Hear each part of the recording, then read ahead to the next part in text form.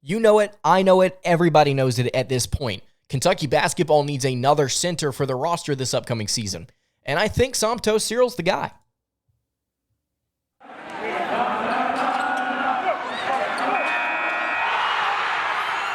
You are Locked On Kentucky, your daily podcast on the Kentucky Wildcats. Part of the Locked On Podcast Network, your team every day.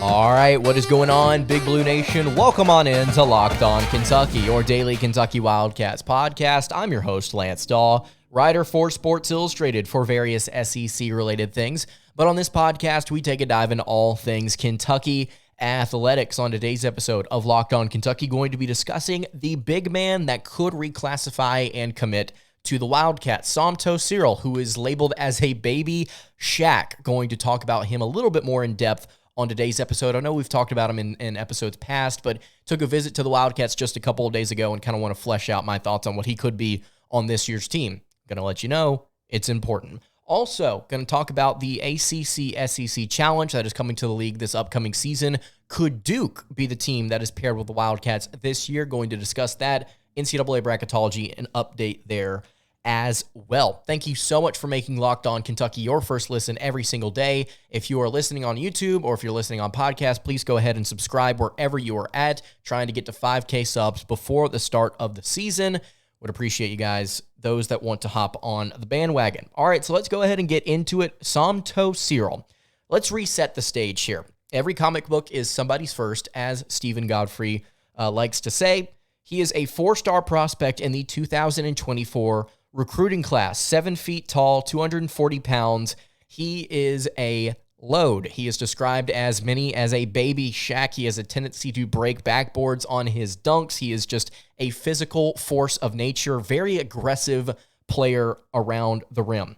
Number 36 player in the 2024 On3 industry ranking, according to 24/7 Sports. He is the 45th best player in the 5th best center in the 2024 class. He has the opportunity to reclassify to this year's cycle, the 2023 cycle, that would be. And I think the main reason he would do that is to come play for Kentucky. Just a couple of days ago, Somto took a visit to the Wildcats, and according to all sources, things went well, as they normally do, and got some really sick pictures of him in different Kentucky uniforms. Probably saw him on the thumbnail when you clicked on this video. He would be, I think, a big-time piece to add to Kentucky's roster this year for a couple of reasons. Let's go ahead and discuss. So Ugonna Onyenso is currently the only player that Kentucky has at their 5 spot, the true 5 position, the center position. That's kind of locking things down for them. Oscar Tshiebwe declared for the NBA draft. Onyenso, a second-year player who didn't get to play much at all last season. He's developing this offseason. We got to see some really cool highlight reels of what he's doing, working out and kind of getting his game, I think, better and ready for the trip to Canada here in just a few weeks. We've gotten to see him. I'm impressed with what he's done, but I don't necessarily know if he's starting center ready. He could be by the time this offseason is all said and done. He could be Kentucky's starting center for one reason or another, whether it be the fact that the Wildcats just simply didn't pick anybody else up and they've got Bradshaw to back him up, or they have picked somebody else up like Somto, and they just feel so confident in Onyenso's abilities that they decide to start him.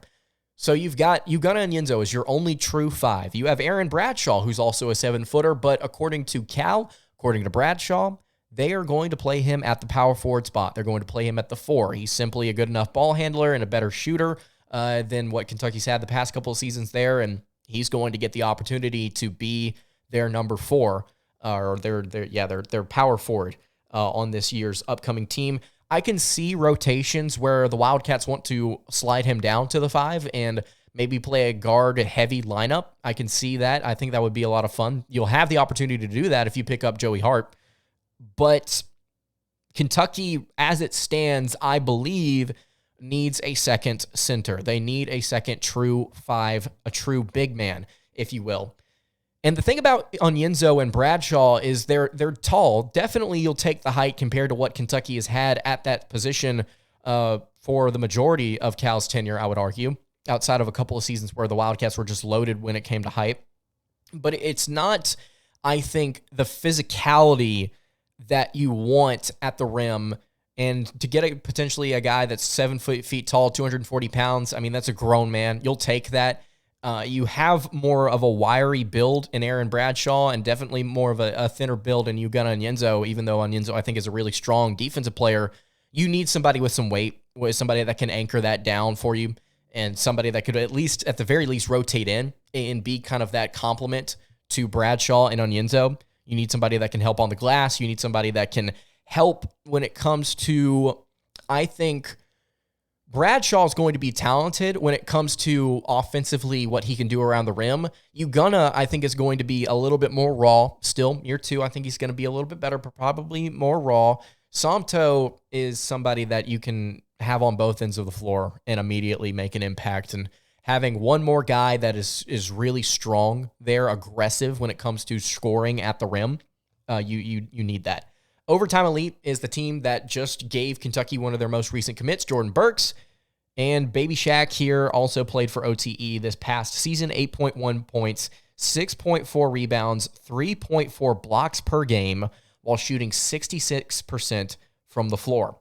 Very talented player, has proven himself against other really good high school competition, and he's already gotten to take a visit to Kentucky. He's already gotten to go to a couple of different little camps here, hanging out with a bunch of different Kentucky fans, younger kids, gotten to see videos and pictures of that.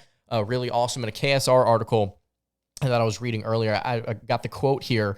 Robert Dillingham apparently pitched the idea to Somto that he should come to Kentucky on an Instagram Live. He said, why don't you just class up to 2023 and come to Kentucky? That would be a great move. We didn't get Hunter Dickinson to come to Kentucky. And Cyril said, tell John Calipari to hit me up. Tell him to hit me up. 7'5" wingspan here, by the way, for Somto.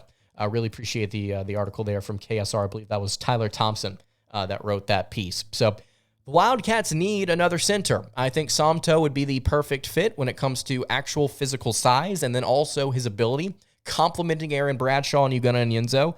They need him. Point blank, I think they need him.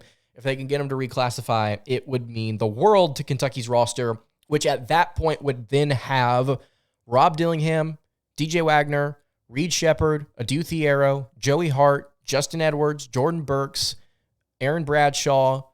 You would have Ugonna Onyenso and then Somto. I feel like I'm missing somebody there. Maybe I am. I'm freaking out now. I've got to go check. I've got to go check to make sure that I've not completely whiffed on a name here. No, I think I'm good. No, I got them all. So yeah, that would be a very fun roster. I think it's a very young roster, but again, when it comes to athleticism and talent, I think they'll be a fun team to watch this upcoming season. There will be a lot of highlight reels made of this year's upcoming squad.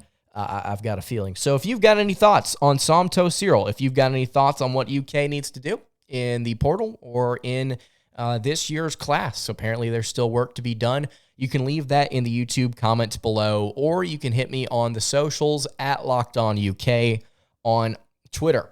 Before we get into the ACC-SEC Challenge, also some bracketology updates, want to tell you guys about our friends over at Bird Dogs. I talked about this on yesterday's show, but I want to reiterate it here. Got a friend going down to the beach, still there actually at the time of this recording, and he actually texted me just a couple days ago and told me that he was wearing his Bird Dog shorts and that it was really awesome, brought down a couple pairs, and I too have been over the past couple days to go work out, to go hang out with friends, been wearing Bird Dog shorts. I actually went to go bowl the other night. It actually was Wednesday night that I went to go bowl in Bird Dog shorts. They're extremely comfortable. There are these khaki shorts that are designed to fit slimmer through the thigh and your leg and give you a truly sculpted look. They do the exact same thing as Lululemon shorts, but better. They fit way better than these regular shorts that are like these stiff, restricting type of cottons. But Bird Dogs fixed the issue with their shorts by inventing cloud knit fabric. Looks just like khaki, but stretches so you get a way slimmer fit without having to sacrifice movement. Also, on top of this, they have this anti-stink sweat wicking fabric that keeps you cool and dry all day long. I can attest to this. We talked about this on yesterday's show. Very comfortable, very clean looking. I love the colors. We've actually used the word beachy here on the show to describe the type of colors that they provide you. And here we go. A guy wearing them on the beach and loving them as well. You can go to birddogs.com/lockedoncollege for a free Yeti-style tumbler with your order. Again, that's birddogs.com/lockedoncollege for a free Yeti style tumbler. You do not want to take your bird dogs off after you get them. We promise you. All right, continuing along here on the Friday edition of Locked On Kentucky, Lance Dawe hanging out here with you.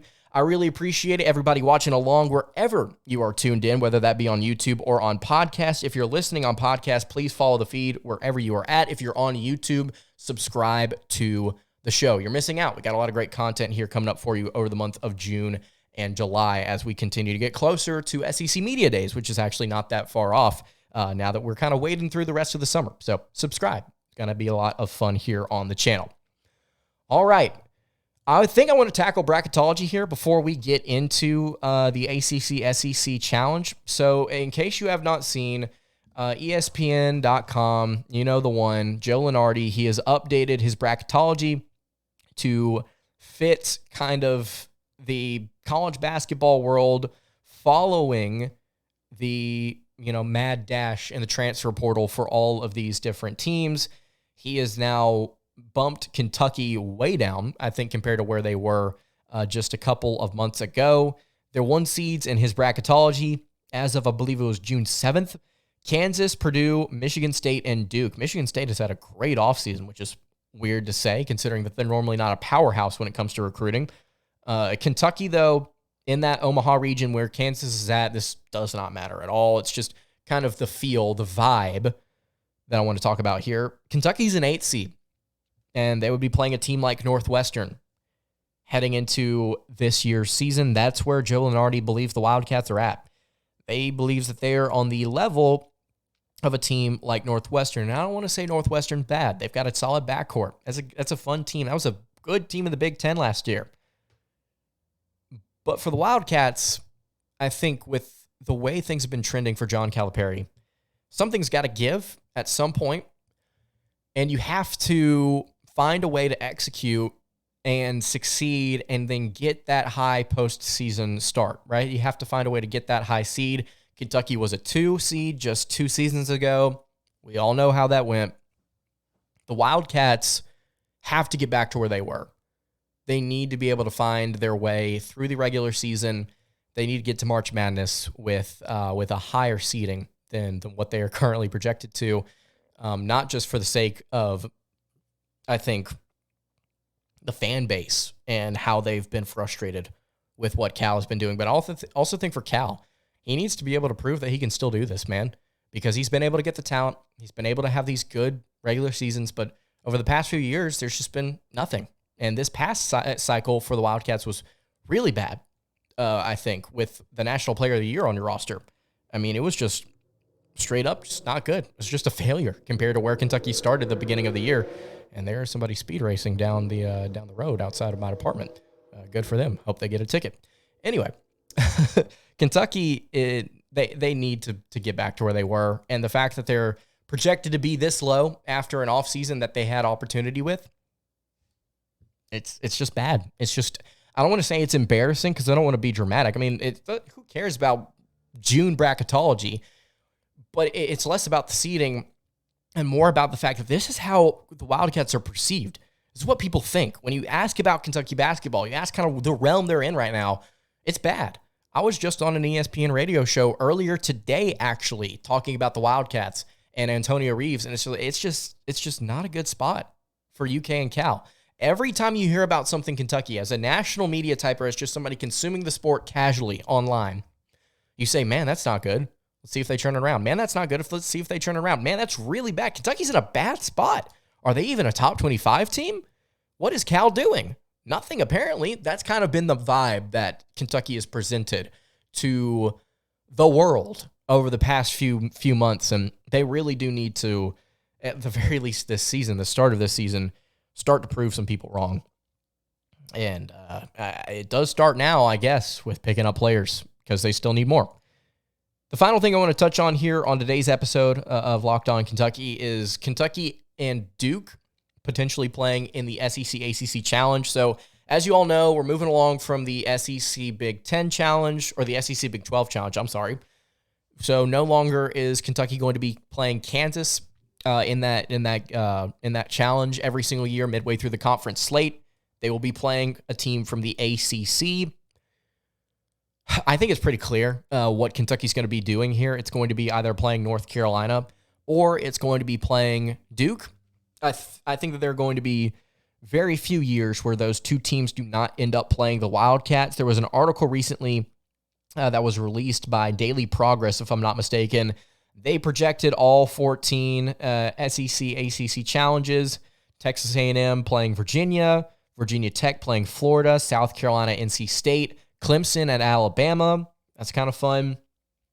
They had Tennessee playing North Carolina, which I could understand, but you could also see Kentucky playing North Carolina, Miami at Arkansas, Vanderbilt at Wake Forest, Mississippi State at Pitt, Georgia Tech at Auburn, Notre Dame at LSU, Florida State, Missouri, Georgia, Boston College, Syracuse, Ole Miss, which should actually be a pretty fun game, Kentucky and Duke. You've got all these different really fun matchups, these fresh matchups that if you're an SEC basketball fan like myself, you should be excited about. If you're a Kentucky fan, I think you should also be excited about it as well. It's different things going on in the league. On top of that, I think that playing Duke and playing North Carolina more often in a setting like this is refreshing. And you look at the Duke history with Kentucky, only 23 games played in this rivalry in total. Kentucky leads the all-time series 12-11, but they are 1-5 in their last 6 games against Duke.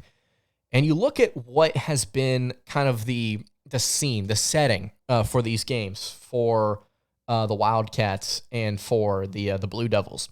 It's been at neutral sites. For the past 4 meetings, I'm looking at this right now on Big Blue History. For the past 4 meetings, it's been the Champions Classic.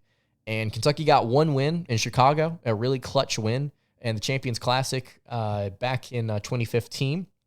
Was that the year that Maxey popped off in that game? If I'm not mistaken, that is. But the past 4 matchups have been really bad for Kentucky. In fact, they got blown out in 2018, that year that Zion Williamson was there.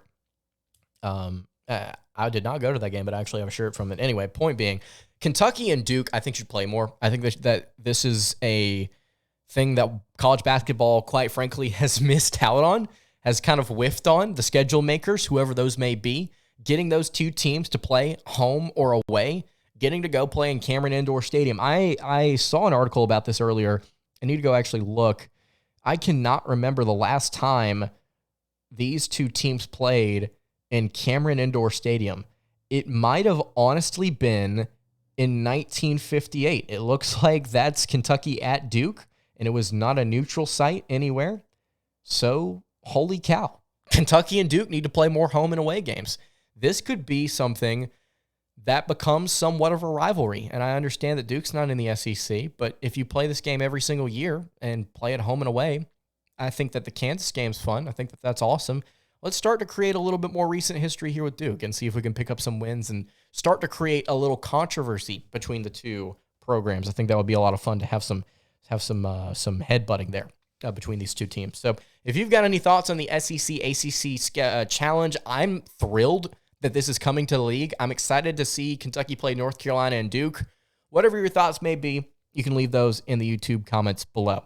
I think that's going to do it for today's episode of Locked On Kentucky. You can follow the show on Twitter at LockedOnUK. You can follow me on Twitter at LanceDawe_. You can follow the show over on Instagram. That is at Kentucky Podcast. Any questions, comments, concerns, you can leave them in the YouTube comments below or hit me on the socials. I will see you all tomorrow, or on Monday rather, for another episode of Locked On Kentucky. Hope you guys have a great rest of your day, and God bless.